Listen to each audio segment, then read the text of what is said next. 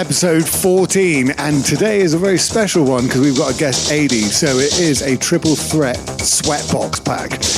Darren, what we got coming up? You say Sweatbox, and we are coming here live from the Cornwall Hotel and Spa. Don't tell them that, for fuck's sake. But we're in the event space, it's lovely, it's airy, we've got a beer, the lights aren't flickering as bad as they are at Scott's, so things are good.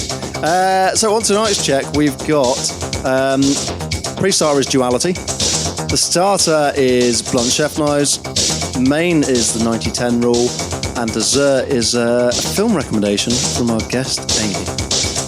Hello, Adi. Right, so we'll get straight into it. And Scott will figure out what the buttons are in a minute. You know what he's like.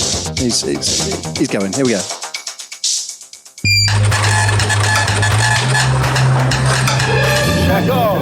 Check on.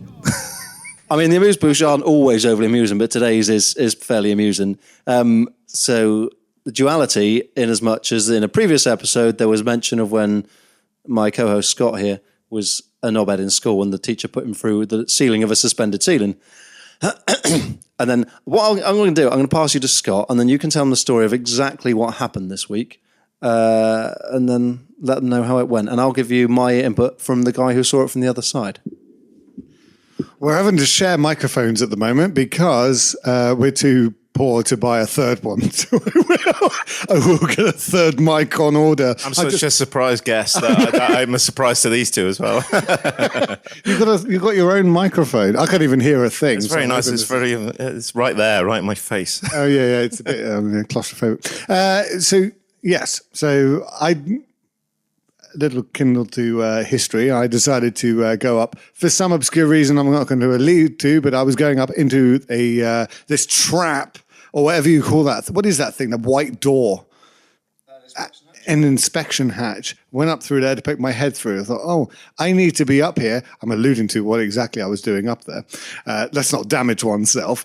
So I decided to think, I'll sit up here and get a better look at the reason why I was going up there. Like you would in a loft, but not in an inspection hatch. Exactly, because my ladder wasn't tall enough. So I was balancing my tiptoes on there whilst I pull myself up. And I decided to pull oneself up onto what I thought was battens going all the way left and right to both sides of the walls. But when I sat up there and I'm about to do my...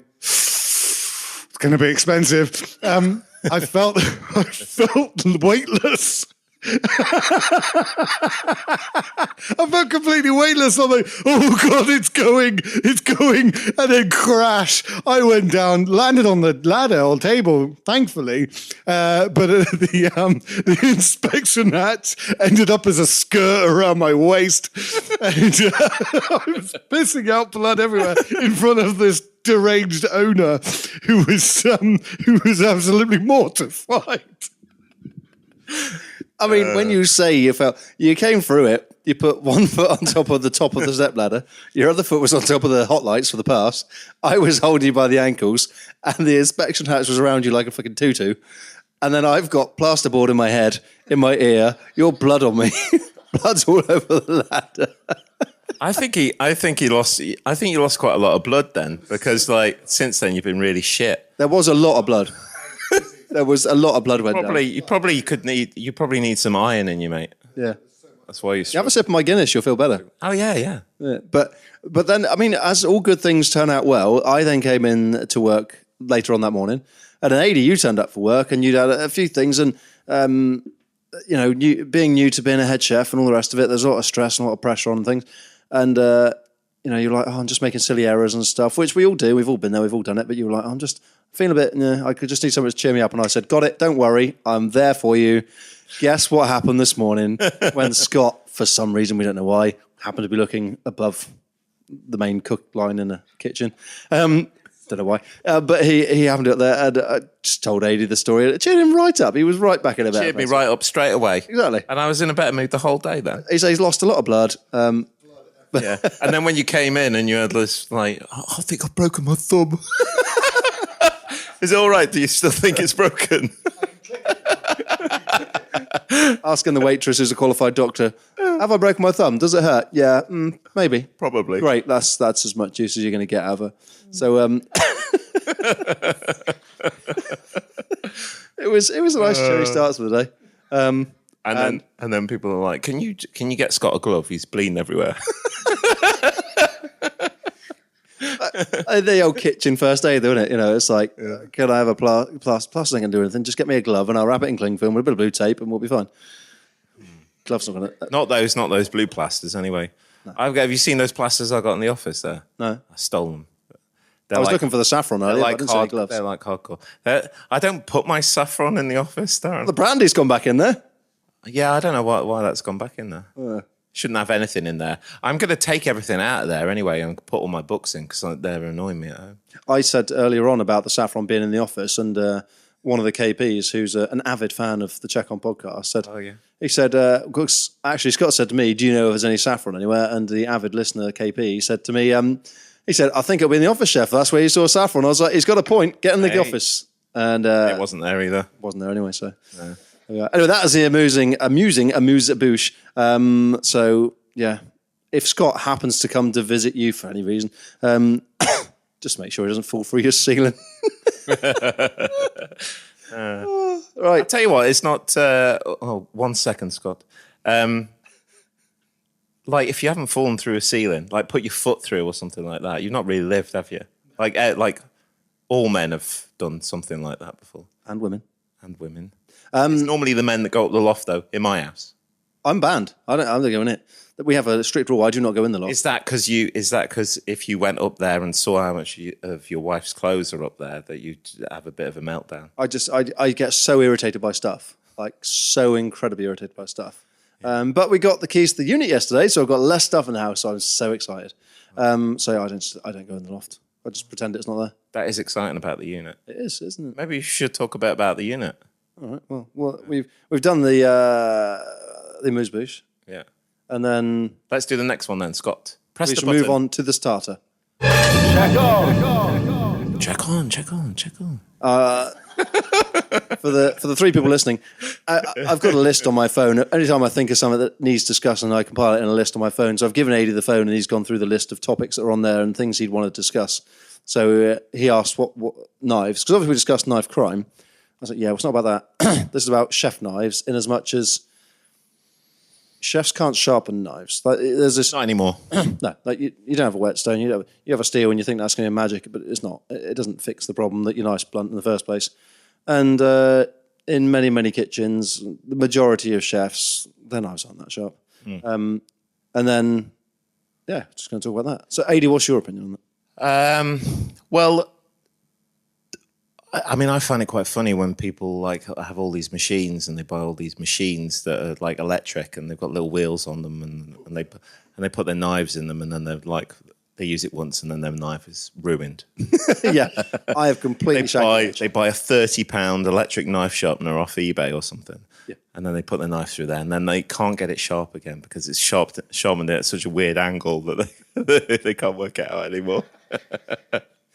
When I did my ski season about 20 years ago, I put my knives in my bag and didn't really think much of it. I just put my knives in my bag, and I got to the other end and I went to pick my stuff up, and there was like a note or something on my chef knives that were just in a fabric wallet, and they'd gone through security and they'd taken it upon themselves to just blunt them all. So they'd completely taken the edge off, like they just ground them down. So they were like in my bag, and you had to mention that you'd put a load of knives in the holdall. But I mean, that's the thing with chef knives. You don't think of it as a weapon, or it's a knife. It's just a tool, isn't it?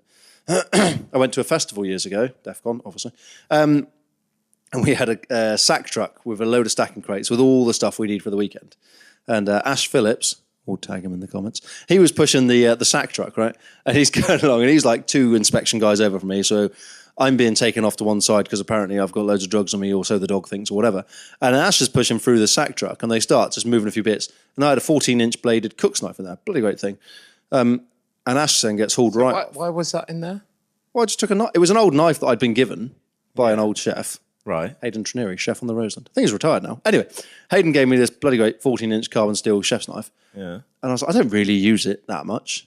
But I thought, well, I'll just take a knife with me. There was about 10 of us going, so I thought, well, I'm going to have to prep a reasonable amount of food at this festival. So I got chuck an old cook's knife in, happy days. And Ash was there with the security guards. I come back from being frisked where they found I haven't got any drugs on me. And then Ash is going, Daz, come here, come here. So I get pulled over the next bit and they're like showing me this knife. Well, what the hell have you got this? I'm like, I can explain. I'm a chef. No, you don't need a knife. And I never saw the knife again. That was it. It ended up in the drug amnesty bin or whatever. And it was like, I managed to convince them I was a chef. I was like, well, I am a chef. This is why I have a knife. But you're an idiot. You can't bring a fucking great 14-inch blade into a festival. It'd look even worse if you had one of them ceramic knives, so it's like they're undetectable. Yeah. I've never got one. If they found one of those, they'd be like, "This is dodgy. This is dodgy. You got one of these on purpose." It's like Day of the Jackal or whatever, when he's got the gun that can pass through security. It's all like plastic or something. But what else to talk about knives? Well, I mean, earlier before we started doing this, we were talking about the Victorinox knife, weren't we? The pastry knife. Pastry knife that most chefs have nowadays, that just, they use it for literally everything, chopping herbs, everything goes through that. And I mean, I am a proponent of the Victorinox pastry knife, or I bloody love that thing. I mean, other types are available. F-Dick do. Oh, this is funny. This is going to... We could just sort of reach in the middle like this. We can just do it like this and share the same microphone, because I'm almost kissing you. Oh, it's like Lady and the Tramp. I'm the lady. Which one's the trans? You used to have a nice dick. Do you remember that serrated dick that you had? Yeah. That was really good. Yeah. That was out of a knife, to be fair. Well, I had two. I bought that serrated dick knife, and also the metal and black striped French cook's knife. And I remember that. And I was just chopping some herbs once, and the whole thing fell apart in my hand, like the whole knife. Send it back and got another one. Yeah, but I'd had it for like a year. Lifetime guarantee. I think you told me in the time to send it back and do it. I think I'm still burning through the remnants of my previous chefing career, because I went through that stage of buying a knife for almost everything. And now I've got to the point where I've got this massive toolbox that I still seem to carry around everywhere. It's full of knives with dust on them. And I just use a Victorinox and a small cook's knife and a peeler. And that's about it. Yeah, but you don't do much filleting of fish. You don't do much butchery work, do you, nowadays? I mean, you don't do much chefing, really. Not nowadays. No, really. KPing, cleaning the walls. Like, I'm head chef here.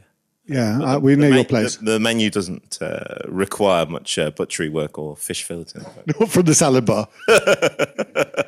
Or pastry.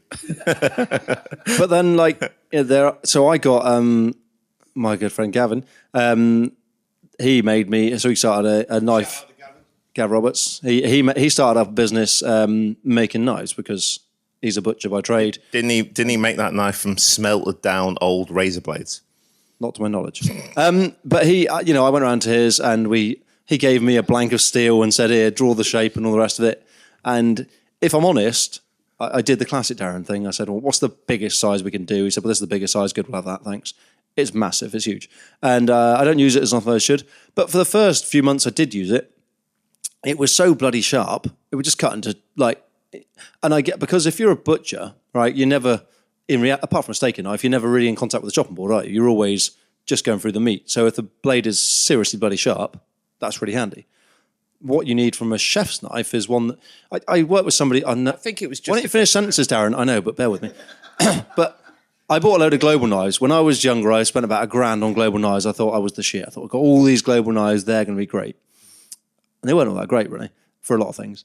And then somebody said to me, the thing is, you have to imagine that the knives and the country the knives come from are designed for the cuisine of that country. So if you've got yourself a global G5, the classic square-edged cook's knife, really, well, that's designed for shredding down fine Asian vegetables in their stir-fries. That ain't designed for hacking up a Swede. Like they don't hack up Swedes in China. Is that China? Japan, wherever it was. Don't say they're all the same, Scott. Whereas if you wanted to have something that's a European cuisine, get a European knife, get a Sabatier, get a Dick, Wusthof, Victorinox, Swiss, I did the Wusthof thing. I bought loads of Wusthof, and I've only got one left. Scott's lost my bloody Wusthof. Oh, the toolbox full of things. Yeah, my Wusthof was in that. Gone. Yeah. That was there a few weeks ago. That's We blaming Jocelyn for that, are we? She's got that. All right, fair enough. Well, this is she enjoys it. This is the problem with buying these expensive knives, especially in the kitchens that we work in. They just go missing. They always go missing. The amount I've spent on knives, I've not seen. You might as well just get yourself a Victorinox serrated pastry knife. Or the other thing, like we said earlier about Zoltan, it took us a while to find his name, and then me and Eddie both came to it in one beautiful moment of arriving at the same time. Zoltan the Great. Zoltan the mess with the Zoltan. But people who. And there was an old boy that used to do it that was on the weakest link, and the great al dente, and Zoltan. There are people around there that will go around to restaurants and hotels and they professionally sharpen knives, but and then when they do it, brilliant. But then we had a good deal though at St Michael's, where they were on board, weren't they? Because it's a safety thing. Oh, it is. The amount of chefs that you see using blunt knives. I tell you what, when you see chefs using really blunt knives, like to chop herbs or something. You can hear it. You can hear them bruising the chives. Yeah, and it just and it sends shivers through my spine. It's just like, oh, that's so wrong. Like, how are you doing that? It's just horrible. Go and buy yourself a Victorinox pastry knife and do it properly. I got stitched up at Bedruthen once. We were doing the chef's forum thing. And I had to do this. Oh, I remember you doing that. I was doing a thing with the students. We were making canapes and all the rest of it, and it was fine. I was doing that. And then somebody was supposed to do a demo who pulled out and left us completely. And they were like, right, can you do a chef demo? And it was like, bang off the bat. I didn't even have time to go back from the events kitchen back to the main kitchen. It was like, they all came into the events kitchen space, which was was tiny. I was supposed to be doing something out on the terrace. That wasn't that. Anyway, it all happened. And I was like, I only had the knives there that I had to hand. And I was there doing a demo and they were all on my face. And I was there with a not very sharp knife trying to do something. I was like, well, this is just embarrassing, isn't it? So I was there trying to chop something. I was like, my knife's blunt. And then one of the chefs who's there on the thing's like, you want a sharp knife, chef? Yes, thank you, yes. And then one of the guys on the chef's forum was from a company called Edge of Belgravia, who make knives. And because I did this whole thing, at the end of it, he came and gave me 2 knives and said, here's some new knives for you. And they were very nice knives. I used them for. Oh, that's nice. But they didn't give me any warning. It's like, I'm trying to look after this gaggle of students who didn't know anything. I was more, I like to take an interest in the youths and teaching them about stuff. But now all of a sudden it's like, oh, can you do a quick cooking demo? And everyone's coming in the kitchen, and they stuck them all in the kitchen. I did chili and hickory smoked ray wing. They regretted coming in that kitchen because they were choking to death with the chili smoke. But it's good fun. But chili smoked ray ring. Do you not remember that? That's just crazy. It was so nice. I did it for my my brother and his wife's wedding. They asked me to do some bits because they did like a buffet, and I was like, oh, I did this ray wing, bang. I can just imagine like the whole streams of people just crying their eyes. Oh, they didn't like it. It was thick chili smoke filled the air. Wait, that's just like torture. That's horrible. Sorry, my eyes not very sharp. Your eyes aren't very sharp, my friend. I had a similar story when I had to. What was his name from Nuki Fruit and Veg that got me? Steve.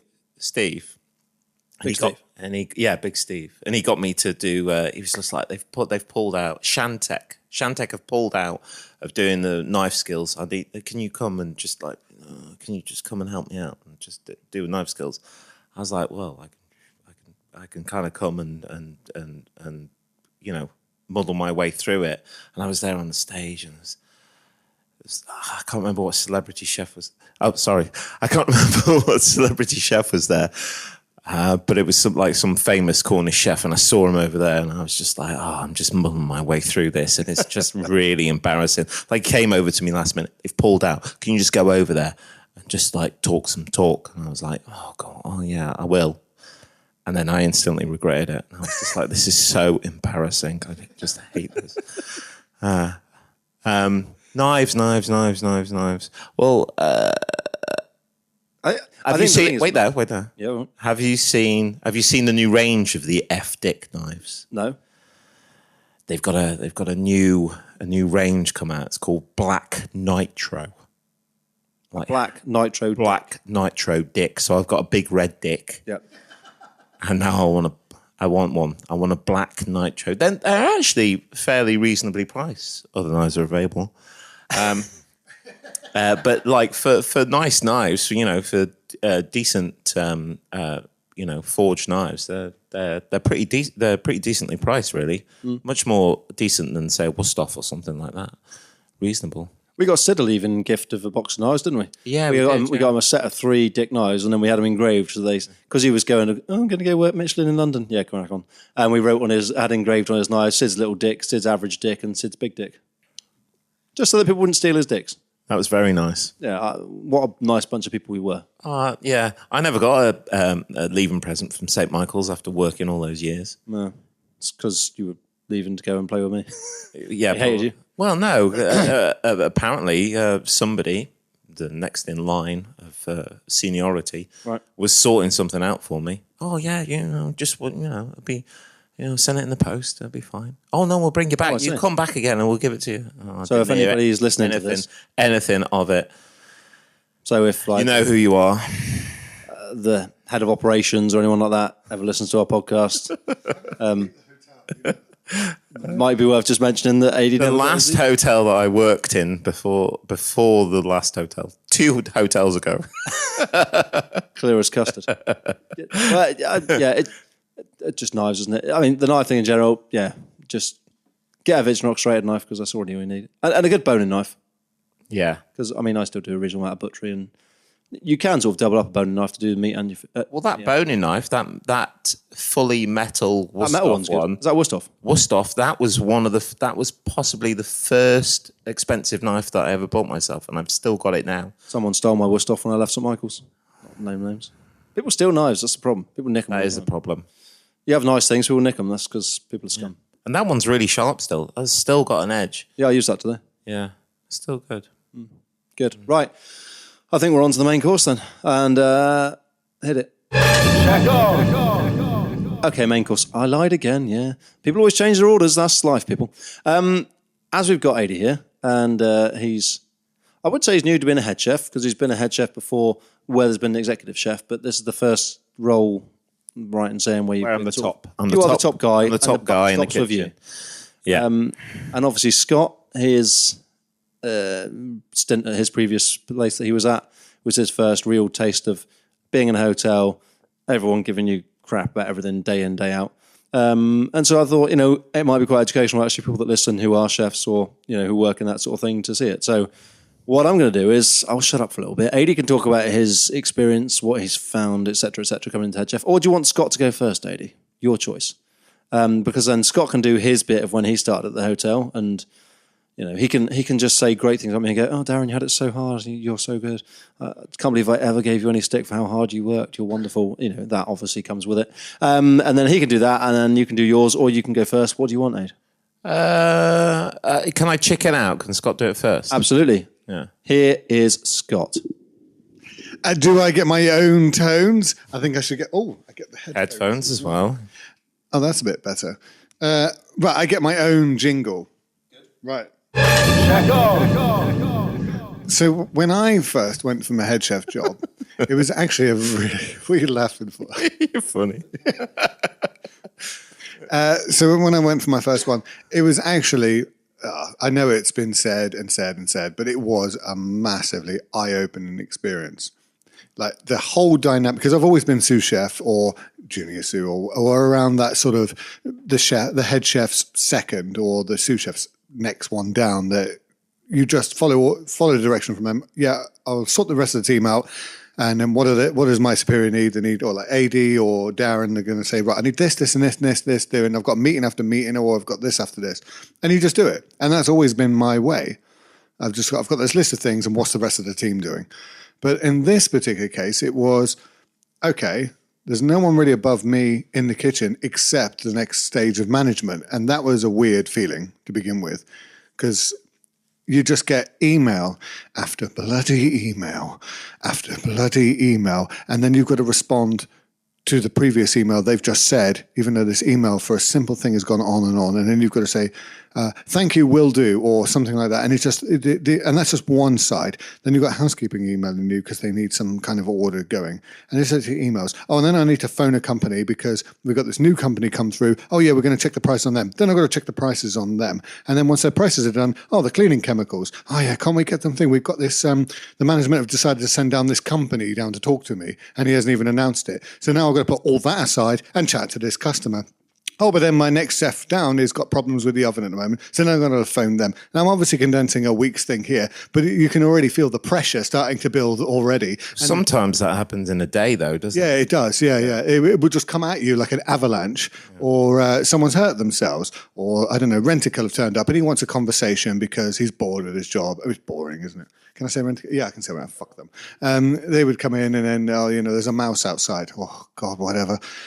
Or there's, so Bartlett's would have to come out and fix the oven. But then you've got to phone them and you've got to spend time phoning them. And then you've got to sort out the orders for the day. Oh, there's a conference coming up later on.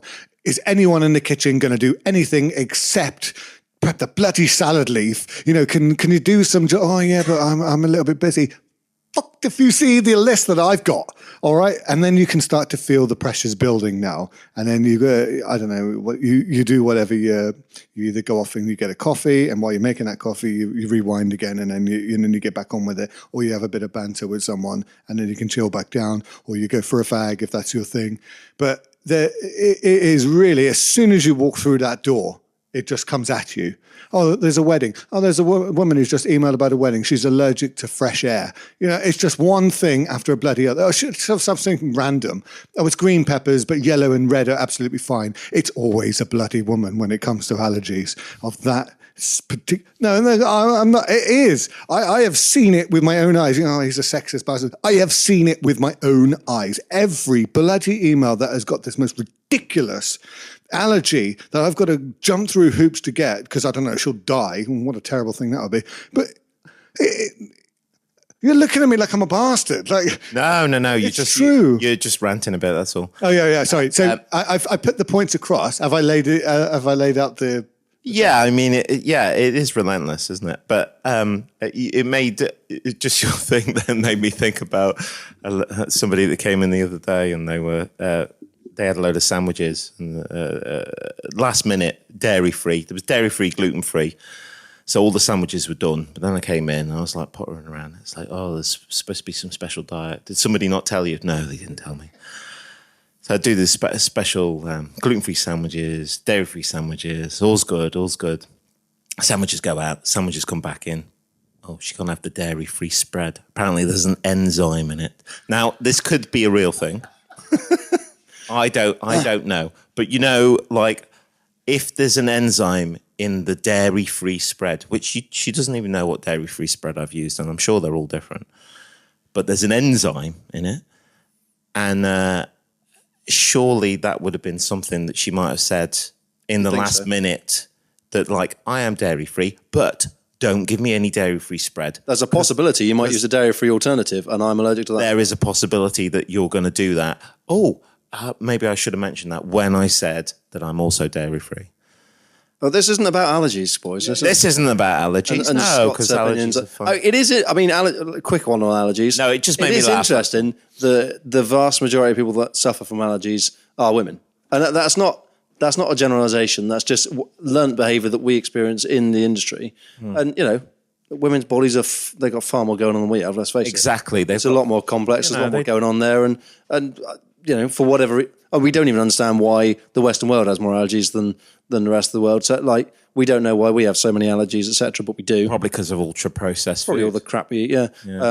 But if we can't even figure that out, and we can quite easily see what we generate and what other places in the world generate, then we've got no real chance at this stage of figuring out what to do with what gender you've got. Anyway. Head chef. Yeah. I tell you, they do. It's funny though, isn't it? Because we've worked together for a long time, and there was things that I would do and things that you would do, and I think that we had a good kind of yin and yang to get the things done. I don't have that anymore. No, not so much. But I'll tell you what I found hard is just the numbers of it, because you always took care of that, because you was always so good at the numbers and stuff. And I sometimes the numbers can get a little bit they can get a bit oppressive, and there's too many numbers going around, and I find myself forgetting numbers more than I do words or tasks or things like that. but the numbers somehow, even though I look at something and then I go away and I've got to look back again and again to make sure that I've got the right numbers, the number retention in my head is not that great. But it never has been great. So it's like, it is what it is. Which hopefully that'll come with time. If not your number retention, that is what it is. But, it's building a team, isn't it? And you've come into a place where they didn't have much of a team. And you're trying to get that point, but then there's a huge shortage of skills in the industry. There's a huge shortage of chefs in the industry, and it's really hard for somebody to come into that environment and say, okay, well, it's not perfect. We're doing our best that we can, and you've got a team, but the team isn't where you need the team to be. Well, it keeps dwindling down as well, Darren. Well, it goes up and then it goes down. It goes up, it goes down. It keeps getting less and less lately. Yeah. And it's hard, but I think with the investment part of it, that the owners of a company, and any company, they don't want to spend unnecessary money. And they would see that if you've got, I said to you the other day, which was, I felt like I was telling off my daughter, not telling her off, but talking to my daughter, like that thing of saying to you about when I said, when the sous chef started, it's like, Yeah, I felt really guilty about that, didn't I? Well, you had the sous chef in, but you're being hounded. And this is what Scott was just saying, you're hounded from every angle. And one angle you're being hounded on is cut the agency. Agency chefs cost more, et cetera, et cetera. Everyone understands that. Everyone can understand the basic numbers of that fact. But if you say, okay, cut the agency, and then a new person starts, and on day one, there's not really the time or the care to explain everything to them, then it doesn't set them off on the right footing. And then you have people leave, and then you end up going back and around. I definitely feel that that's a lesson learnt, though. Absolutely. It's a bit like Scott falling through the ceiling. Not that was anything work-related, obviously. Well, you do muddle your way through it, don't you? A little bit. Because it's like, you make a lot of mistakes, and hopefully you don't make too many major mistakes and they don't fire you. But I'm enjoying it here. The challenges are frustrating. But I feel like I'm not getting stressed about it. I'm heading straight towards it with humour and, Sorry, you've just made up a word again. You didn't have the microphone. No, pass you back to Scott so we can make that word up a bit louder. I didn't make the word up. I just got it wrong. You're meticulous. Don't bust my balls on this. You know what I'm going to say. I don't. No idea. You're meticulous. I'm not sure if that's one I was looking for.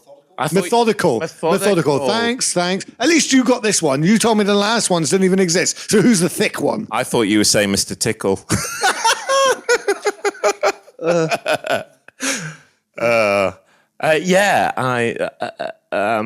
I actually find the processes and the learning quite fun. I am enjoying it. I'm enjoying the challenge. I do feel a bit more kind of alive because it's new. Yeah, because we've been doing the same old at St. Michael's for a long time. We don't need to get rid of that, surely. But we'd been doing that, and then we were by ourselves at the hotel, and we just kind of muddled on through a little bit, really, didn't we? We didn't really have any challenges. There wasn't anything challenging, really. No. The whole time we were there, I didn't feel challenged in any way about anything. So, having something new and being, pushed to do it, I'm relishing it. I'm enjoying it. Say again? And whatever I want. Yeah, the whatever I want is not as much as I would like because of the issues involved with staffing and having knowing who the chefs I've got and how complicated I can make the dishes. But that was always the way whenever we worked anywhere else. You have to kind of take that into context and stuff like that. I think that's like right up there at the top of the things that are, that make the decisions on the menu that you're going to do. It's about like, what is the team? Is that possible? Are you putting too much pressure on people? And Yeah. So you've always got constraints, haven't you? You've always got something. There's always something that stops you doing exactly what you want to do. Yeah. Interesting. I was chatting with a lady the other day, and I won't know names. I was chatting to her, and she's recently taken on a restaurant. Oh, she's about to take on a restaurant, and I was blown away. And it's not. It takes a lot to blow me away or to leave me sort of dumbfounded or lost words. But this nice lady, I'm having a chat with her. Yeah. She's taken on a restaurant. It's about 100 covers roughly, and she's never run a restaurant before, as such. She's run a small sort of takeaway thing with 2 staff, but like a little cafe thing, but nothing more than that. And chatting away, going through everything, and I was like giving her a bit of advice. And I was saying, well, this is explaining what some of the kit was. And if I'm having to explain what some of the kit is, we've got, you're going to have a bit of an issue here. And then talking about staff, and it was like, she was really proud. I've got a manager lined up. I've got 2 assistant managers. I've got bar supervisors. I've got cocktail barman. It's going to be a high-end bar. We're going to have premium lagers on, Asahi and something else. Can't remember what. Yada, yada, yada. Cool. I've got a full-time KP, 2 part-time KPs. Cool. What about a chef? She said, well, I haven't got a chef yet. Okay, that's an issue. I said, are you a chef? No, not at all. Okay. I said, well, what's your plan? Because if you've got all the staff apart from a chef, I mean, you're saying a chef, it's an undercover restaurant.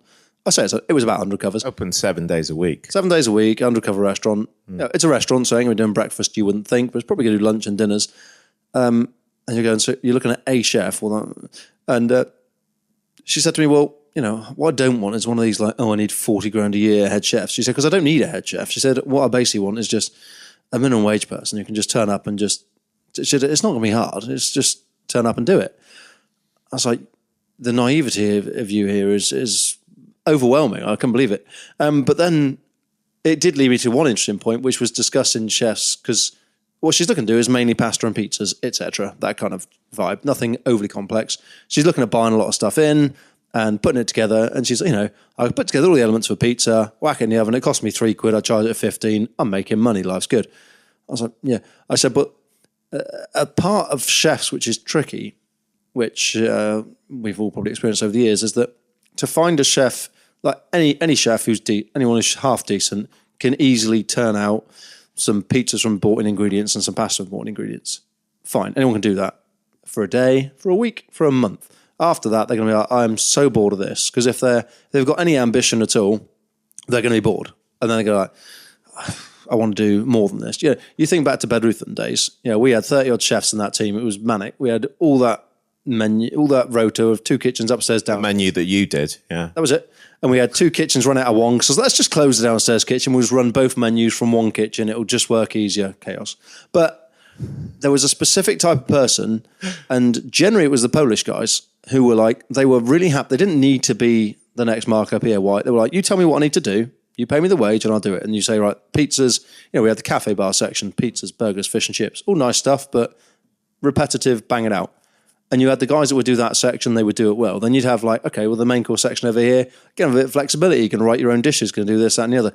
And I remember many chefs in the team were like, well, why this, why that, why is that person there, why am I on here? It's like, well, you don't see the bigger picture, which is the head chef role or the exec, whatever, the person in charge's role to go, well, actually, you're better suited to that.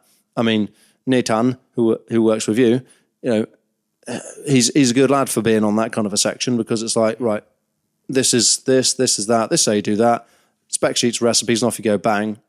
They'll just be able to turn it out. And Nathan, I'm not having a go. I'm not saying you haven't got any ambition. Don't be like that. I can hear you already moaning at me. But like, if you're happy doing that thing and you can consistently do it and you're happy, I do my job, I turn away, I go away. Happy days. But it's finding the right person to do that job. And this woman who's opening this restaurant, hoping for a head chef who just wants minimum wage, is absolutely bloody mental. She's going to have a wave of shit.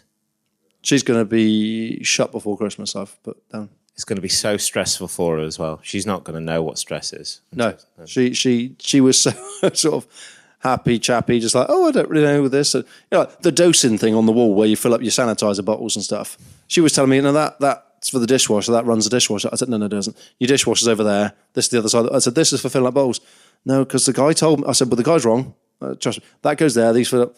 Oh, what's sanitizer? How does that work? Oh, God. Right. This is it. And then well, you've got a pasta boiler over here, so that's good. Oh, I thought there was a deep fat fryer. Can I use it as a deep fat fryer? No, because it's a water boiler. Why does that matter? 100 degrees. Well, water boilers don't generally go to 180. So I couldn't use it as a fryer. Could I get the bits It'll have a changed? dial, wouldn't it? It just says 100 on it, the maximum bit. I should have pulled a Sharpie out and just wrote unlucky of us 100. It was like, You should have done 100, then 180 right next to it. And it would be like Spinal Tap with like going up to 11. Is it any louder? No, it's not louder, but it's 11. how long are those sausages, Charlie? Yeah, the chips will be taking a long bloody time, wouldn't they? But Oh dear. I find it bizarre that people would take on some. I mean, we've strayed a bit here from the head chef thing, but like We have. taking on some. We always stray, Hayley. Yeah. Scott usually cuts out about 17 hours of me talking every episode. Is that right? But like, yeah, like just taking on something like that, because that's a similar thing in as much as you're taking on a new challenge. But to go into it so eyes closed and just be like, yeah, this will be fine. I've got all the staff in place, and she hadn't even thought about head chef. I'm like, her only thought was, oh, I don't want one of these prima donnas who wants paying 40 grand a year. So you want someone to come in, you don't even know the difference between a water boiler and a fryer. So you as the business owner don't know much, let's face it. That's not being unkind, she just didn't know. So you're going to do that. You've got all these staff and bar managers and stuff who you've already recruited, whatever, and you haven't got a chef. It's like, beggars belief, mental. Anyway. No one's going to last there anyway, Daz. Well, You're of right. course not. You're right. You know, you get a chef in of any caliber that can knock out 100 meals by themselves. If we could seat 100 covers, they might be doing 200 covers in a night. Yeah, Will that be? yeah. They're not gonna last long there anyway. No, of course not. Not gonna enjoy it. Why would they? No. Right, well, anyway, Scott's rambling at me that I've got to wrap it up because I'm sliding down my seat. So We've not got very far on the head chef. We should. tell me more about being a head chef and give me a closing thing about it. What do you think? What do you think you could do with more of? Support on, whether it be time, financial, a little bit of leeway on things. Yeah. Well, you know what? I actually, the structure in which I've got here is pretty good. If I had the staff, then it would be fine. You know, I've got Monday and Tuesday. We got a pastry chef on the early, and then I do the pass in the evening. And that gives me enough time to do plenty of stuff. Once the costings of a menu are done, ChatGPT, thank you. God, I've been on some ChatGPT today. But once all that's done, the day-to-day operation of thing, making sure things are ordered and double checking people and doing all that, then I think that's fine. If I have the right, I've got a budget for the right amount of staff. I'm just like struggling to either keep them or just get the right ones. Yeah. What can I say? What else can I say? It's difficult because like I find the people that work here very affable. Like they're very much like I don't know if Darren pre-warned them that I need to be looked after a little bit. But they're very much they recognise where I need to be. If I say to them, look, I can't do this stuff at the moment because we're really short of staff. I need to be in the kitchen making sure the job gets done properly. And they're very much like, okay, we'll take some jobs off you. We'll do this, we'll do that. They're very affable. They're very good. And I think that, if you are a head chef and you go to a place and they're not like that, then you need to worry a little bit. Yeah. If they can't allow you, if they're just like, no, I need this now, no, you need to do it. If they're not like, okay, this is a priority, what you need to do, you need to concentrate on this first, and then the other stuff, we'll get to eventually. And they can understand that you're just like, okay, I have a problem here. This is, I need to sort this out. They're very much like, okay, we'll leave you be and we'll walk away. It's a good job for my first top of the pile job like here. I feel like Scott never got that as a head chef. Smaller operations, so he's expected to do more. Painting bathrooms and other things. And then I remember they were, I'll pass it back to you so you can tell the story, and then we'll wrap up the main course and get on to Eddie's dessert. Sorry. But they were saying about they basically just took one of your chefs out the kitchen and said, "Oh, we need to save wages, so this chef is now front of house." And Landy ended up working front of house pretty much, didn't she? It was like she was doing the occasional shift covering in the restaurant. And it was like, yeah, she's in there that day. And I was like, well, yeah, but if you do all those things, there's not enough hours in the chef's days to cover all the shifts. Well, just figure it out. It's like, well, you can't, can you?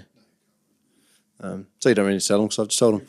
But, yeah, it's a tricky one, but I've applied for this thing for the Burnt Chef project about being an ambassador. Are you still banging on about that, Darren? Yes, I am. But they were doing a thing today about sort of the burnout. If you had an athlete and you say, right, run flat out for a race and all the rest of it, which what a chef does, you work flat out all day, all night, and you get to the end of a shift. It's like the chef world or the old chef world of just like grab an espresso, have a quick nap and a quick freshen up, and you're back in the kitchen doing it again. It's like you wouldn't expect it in other lines of work, and it's like because other people in other things you'd have burnout, and you'd be like, well, it is real because people are like, I'm done, I can't do this. So, but I've definitely felt like that before in previous jobs. I've definitely felt like I've just like it felt like my cells didn't have any energy left in them in my whole body.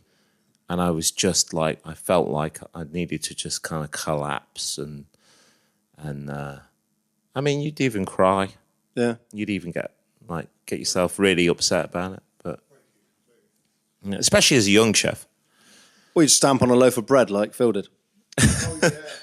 Apparently there's a dent and there's somewhere. A dent in the freezer. There's a dent somewhere. That was the greatest thing I ever saw in my life, and I'll never forget it for the rest of my life. What, the bread or the dent? Just the most angriest pastry chef. Now, I know that they have a temper. He actually listens to this podcast. I know, beep, that you have a temper, but it's so... the headphones. Thanks, mate. I can actually hear myself now. Why is this falling down? Now, I do know that pastry chefs everywhere are prima donnas. They do have tempers and can snap. I'm not sure if it's to offset the camp role or not. I don't know. Just to see someone. I'm not celebrating him getting upset because we all get upset and we all get frustrated. And like Adi said, it can really get to the point where you just completely break down. But to see a chef throw a piece of crust from his finished bread bag when he's making his sandwiches, and it hits the edge of the bin. And I'm just sitting there watching this this is the amuse-bouche, watching this unfold in front of my eyes, and it hit the side of the bin, hit the floor, and he just goes over it and just starts stamping on it. It was the greatest thing I ever saw. I had to go behind the new rationale. We've got a new rationale. Not the iHexagon Pro, who wants a microwave. I went round the other side of the iCombi Pro, and I just wet myself behind there because I thought I can't be seen laughing because I'll be next target. But that was the greatest thing I've ever seen, just stamping on a piece of bread. Anyway, I thought I'd share that. That's in the course now, isn't it? Oh, that's the end of the course? Right. Yeah, why not? Let's push the button. Oh, it's back to me. And I get that. I'm still here. It's quite odd with the whole headphones here because... God, we're so low budget. Because this is... because Adie's got my headphones on, I'm wearing Scott's, and I feel a little bit claustrophobic. They're not quite my... They're not my grandfather's old headphones. They're a bit too new. Anyway, the dessert. Now that's so I discussed last week or the week before, or whenever it was, about the amount of films, TV programs, etc., around the chef industry. And so Adie wanted to add to his dessert about a film, and when he mentioned the name, I'd never heard of it. So I've told him to tell me absolutely nothing else about it until now. So here he's going to give us all we need to know about this wonderful film that's somewhat chef related. Hopefully. And go for it, Adie. Hit it. Okay. So this film, I actually watched it. I didn't know that it was chef and film at all. I think it was on the telly or something. On telly? On telly. 1990. It's 2000, sorry. I've got it all here on Wikipedia. Good. So this film's called Dinner Rush. It's set in a New York restaurant. You didn't think that was a giveaway that it was called Dinner Rush, that it might be something to do with Kiss? No, because it was just on the telly. I just like turned. Oh, okay. So I didn't, I didn't know anything about it. Yeah. It was on the telly. I put it on, and I was just like, "Fucking hell, this is a great film." So it's set in, and it has a lot of dualities with a lot of the stuff that you were talking about with the films, like Boiling Point, where it's all in one take. It's very similar. So there's one scene at the start which is completely separate to the restaurant, and it kind of sets up there's a murder, and then it cuts to the restaurant and the restaurant. So the restaurant owner is a guy who used to be a bookkeeper for the mob. So there's all mob things going on, and the murder at the start of the film was between mobsters. It was like a new mobsters killing off an old mobster, and then you've just got this this kitchen, and this kitchen is like the hottest kitchen in New York. It's the chef is like the top dog, and the chef is the owner's son, and the owner's son wants to own the restaurant himself. So he's constantly kind of badgering his dad to give him the reins, and his dad's like, no, I don't want to give you the reins yet. And the film itself is incredibly, there's a lot going on. Like 1 minute, it's the owner of the restaurant, the chef's father is just like, I don't want any of this shit. I don't want any of this new food. I don't want any of this stuff. I just want like sausages and peppers. And is it an Italian-American New York style? Mobster, I'm getting the vibe. Vibe. Yeah.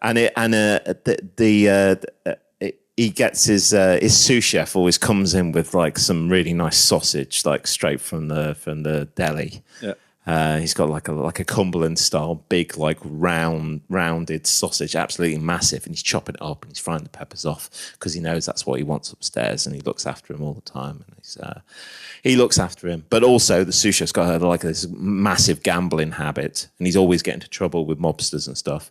And the owner is always paying his debts off for him. And it's a sous chef, but he's like a second son. And him and the head chef have got this relationship whereby they just like continuously bounce off each other. He's a degenerate gambler.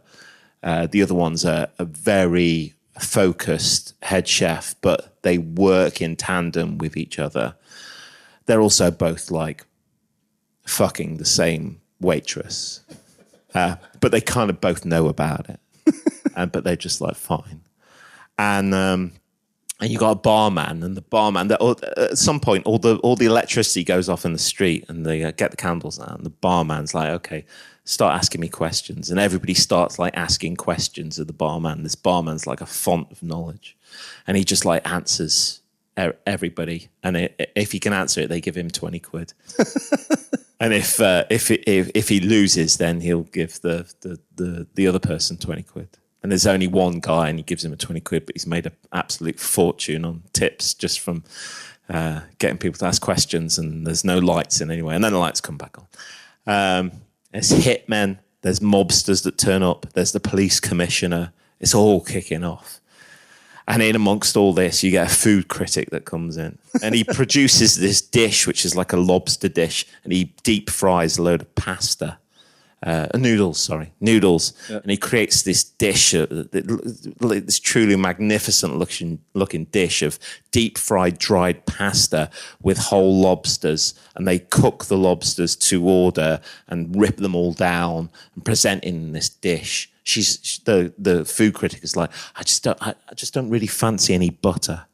Can you cook me a dish without any butter? So he comes up with this dish. It's got caviar all over it. Just like the champagne reduction kind of sauce, no butter. Puts that all over it, sends it out, and it's Sandra Bernhard. I don't know if you know the actress. She's pretty famous back in day, and she's just like groveling this all up, and she's there with they call her I hope the missus, she doesn't mind me saying this, but they call her the food whore, and basically she sleeps with all like head chefs in New York, like that's her thing. And she's come along because she wants to try his food, And Try him and the food. try him and the food. And you've also got this snobby art critic, and one of the waitresses has got all her artworks all on the wall. And that reminds me of Bustafers as well, when you had those pictures on the wall. It's very similar because they were like portraits, and you had Jonah's Policewoman up there. Yeah. It made me, whenever I saw that, I thought of that movie. And I was just like, oh, it's just like, yeah. And there was a toaster that was eating its own head. And things. Yeah. But she had all these pictures, and the art critic and all these new famous like artists were there that came for the food, and they were critiquing the art on the wall, and it was actually the waitress, and he was a real prick. And you've got all this going on, and then I don't want to spoil the ending. And there's food service going on as well. And it's just like all the food service going on, and all the waiters like forgetting what because there's so many specials on the menu, they forget what the first specials were by the time they get to the end of describing how many specials there are. And you've got like a mysterious stranger at the bar, and you're like, what's he doing? He's doing something. But it's absolutely crazy, and it's all in like one. It's not one take, not like Boiling Point or anything like that. It's all one service. Yeah. And it's all this happening, and the sous chef loses this big bet, and the mobsters turn up because they want the restaurant, and they want to try and get the restaurant. They want to muscle in on the restaurant because the sous chef owns the money. It's like, so what the fucking sous chef owes you a load of money? Like, what's that got to do with my restaurant? I mean, what you said to Scott about when Scott was saying about all the things get thrown at you, and you say, well, that can happen in one day. I mean, it really can, can't it? And they do these TV programs and stuff, and it's like, oh, that's all happened in one service. But it can. You can have a day where somebody goes sick, and then the oven breaks, and then you're up against it, and then the HO turns up at the door, and then the second run or the delivery didn't come in properly, or the person on the day before didn't do the prep list properly, and you open your fridge and go, oh, that's all. Or someone's accidentally knocked the fridge switch off, so then you've come in and the fridge is all hot, and you've got to chuck everything in the bin, and then you're right in the shit for the service. And I suppose, I don't know, obviously it's the world we all know, isn't it? But in other industries, you probably don't get that much variation, that much chaos of a day. But like that's why they make good TV programs. For sure they do. And this film does it really well. Yeah. And there's a bit where we're talking about knives. Yeah. There's a bit where he's chopping some chives, the young lad that's on there, and he's like, they're not chives, they're snowflakes. Each one's different. And then he takes the knife and he starts to chop the knives, and you can hear the knife is blunt, and he's chopping through the knives. That sound. And he's just like, he rubs his finger across the knife, and he's just like, you're fired. And he gets out, and he's like, let this be known, this kitchen is no refuge for waifs and strafes. and then so a young lad that's never done sauce before, he's just doing the mise en place for sauce because the sous chef isn't there because he's doing fucking the waitress or whatever. Yeah. But he gets on there, and he's like, the sous chef comes in, he's just like, it's called mise en place, with everything in its place. The chives go here, these go here, this goes there. It's just so fast-paced and exciting. And that scene where he creates that lobster dish and stuff is almost like a classical music piece in the middle of symphony, like a symphony. And it's just so beautifully done. So but it's the fast pace of kitchens that we enjoy. That's why we do it, right? It's It's the chaotic fast pace of it's never ending. It's just always a cycle of stuff, and that's just what it is, isn't it? That's why you do it. If you didn't enjoy it, you definitely wouldn't be a chef. No. But when you say about the knives, they've almost gone now, but I had 3 lines on my arm. So Monday of this week, there I was on a little boogie in the kitchen. I was dancing along to some tunes, and one of the waiters looked at me a bit scared, and I was like, "What's up?" He said, well, I'm not sure about the way you're waving that knife around while you're dancing. I was like, well, I'm not really waving it around. I'm just, to the beat, I was just sort of gestating the knife, let's say. I like doing that. I like playing the drums. And I wasn't near anybody. I was just there on my own.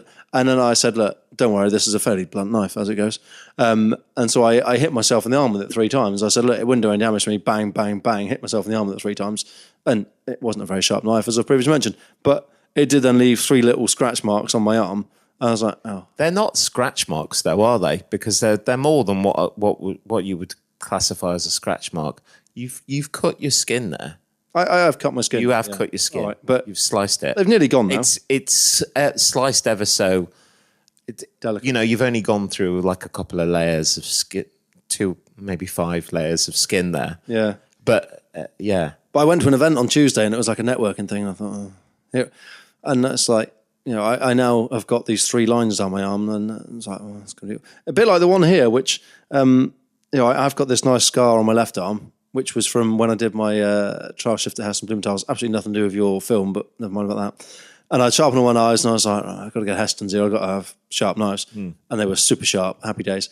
And then they were on the passenger seat at the front of my car, and then someone was getting in the front seat of the car, so I went to move the knives. I had my left arm sort of around the passenger seat. I picked up the knife roll with my right arm, and I went to just throw the knives in the back of the car. And the tip was so sharp it had gone through the end of the knife wallet. So the very end of the tip of the knife was just sticking out through the knife wallet. So as I threw it in the back seat, just went straight across. And I was like, oh, now do I go into Heston's kitchen with a blue plaster right on the bottom end of my chef jacket, which is going to look obvious, or do I go in with just a gaping open wound? Which it was a. I mean, you can see that scar. That was 10 years ago. That's a still a reasonable scar that from 10 years ago. I thought, well, it's not bleeding at all, and I was like, I'll just go with it and hope nobody notices. But I was doing that. I was conducting with a knife, a boning knife, doing some actual boning of things, and I stuck it into my wrist, and then I pulled it out, and I was just like, and I waited 20 seconds, and I was like, I've plunged that in so far that it's not even bled. I can see the muscle inside. I'm a little bit worried now, and then possibly like 30 seconds have gone by, and then all of a sudden, all this blood. Oh, there was a lot. We got a bleeder. There was a lot. Tom took me to the hospital in Newquay. Oops. Sunday lunch. I said to my mate Ben, I was like, Ben, you're going to have to do Sunday lunch. I got to go to the hospital. Well, there we are. But so, what was the film called? Because I'm going to check it out when I get. Dinner Rush, it's called. Dinner Rush. Right. Well, I'm going to watch that when I get home at 3 a.m. or whatever time we get home. Scott will enjoy editing this, not that he's got any time because he's working all weekend. But if he doesn't get it edited by Sunday, we'll be sure to give him a hard time about the fact he hasn't done it, even though he hasn't got any time to do it.